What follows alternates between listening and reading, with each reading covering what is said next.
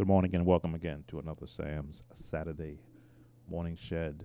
For today, we're going to be learning some tips and techniques for playing in the key of F sharp, G flat. Let's start again with our opening scale using the correct fingering, of course. And I always love going more than one octave. Of course, we go back.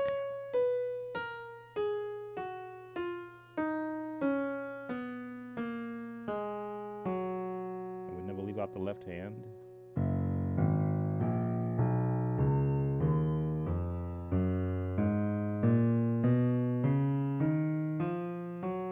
And we go backwards or descending.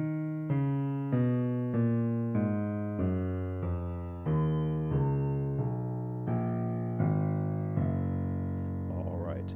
Also, I love to do on my site, I teach the scale in chords.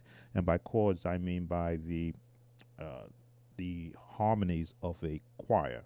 If this being your highest note, soprano, next note would be your alto, the following note would be your tenor, three-part. So it would be three-part harmony, but playing it in as a practice for learning a new key that's unfamiliar to you or a little bit uncomfortable.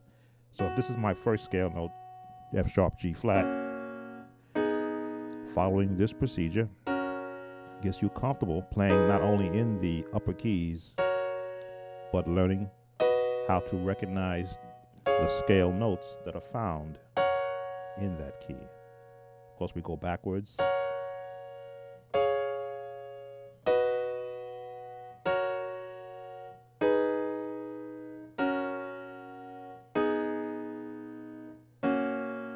And come back to rest. Now, part of being comfortable with the key of F sharp, and I'll say G flat because some people like to think this is F sharp. Some say it's G flat. It's both. It depends on how the musical notation on sheet music looks. There are some basic songs, some contemporary songs, some hymnals which are done in the key of F sharp, G flat. One of the more notable ones is you can do Amazing Grace. Just black keys.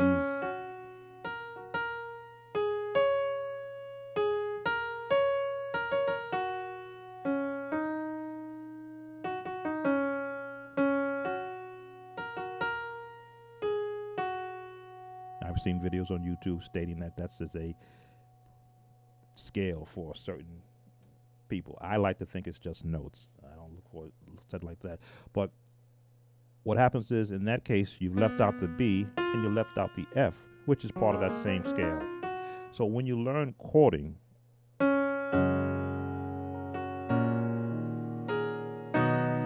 there's my B, there's my F, little altered chord.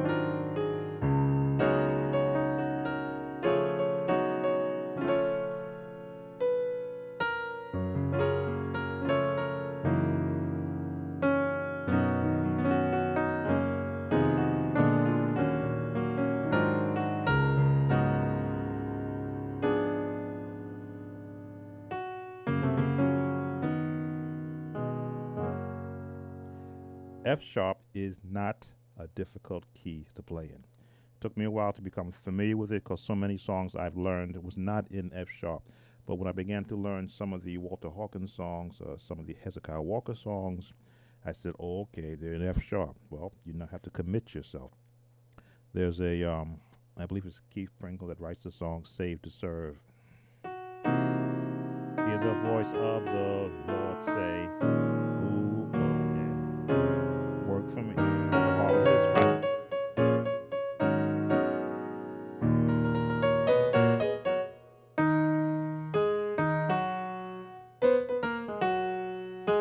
I said, oh, okay.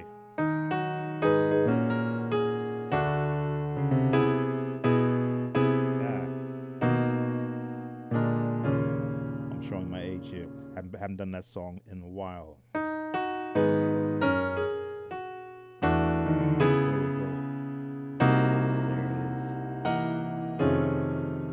All these fat chords that's in between the song.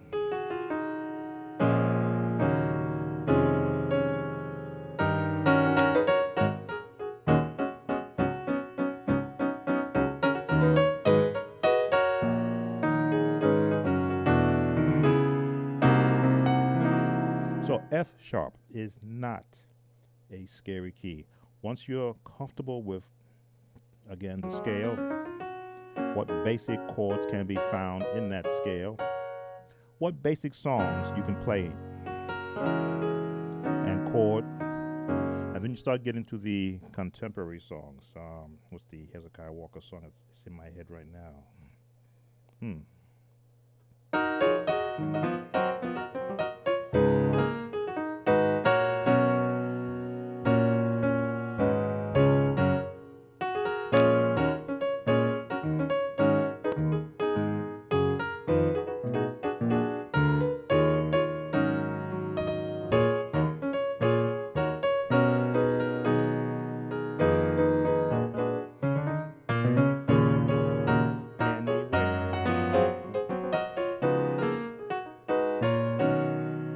Anyway, you bless me. So when I had to learn these songs in the key that they were in, especially for this one, I said, okay, I can't be afraid of F sharp anymore. Let me learn what chords that I would play in another key in this key. And once I began to find the beauty of F sharp G flat, it was like, wow, why did I stay away for as long as I did? Because then you begin to see that F sharp is akin to E flat minor. Akin, relative. B major. D flat is also akin to F sharp. Even in some sense, B flat. If you want an altered chord, go to B flat when you're in F sharp. G flat. There it is. What did I say? What did I leave? I must have left out some. Oh, A flat.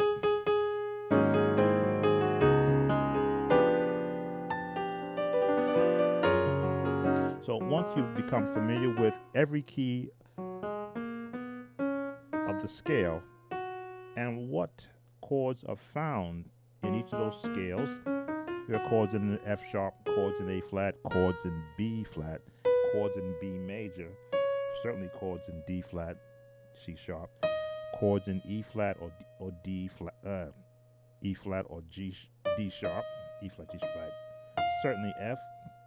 And then you get back to the root key, which is F sharp major. Once you understand all the chords that are found in all the other keys of that scale, you lose your fear of playing in F sharp. I won't complain.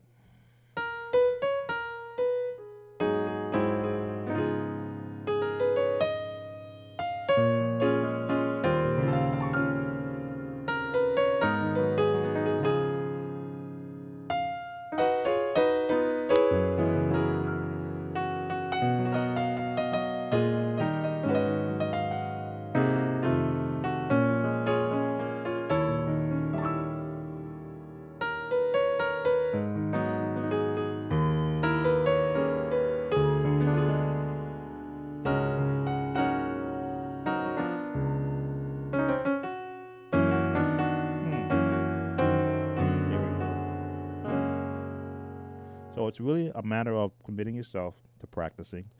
On my website, my course workbooks will set you a practice schedule, which for every key, part of the workbook has a chord reference chart of a lot of the chords you see me playing are found in there with all their inversions so that you will know how to place your fingers to play those chords. Of course, the over 415 YouTube videos I have will give you the practical applications that I use in playing gospel and traditional selections. So this has been another Sam's Saturday Music Shed. We look forward to being with you every week for this year, and we'll be featuring some other songs, of course. Again, be blessed.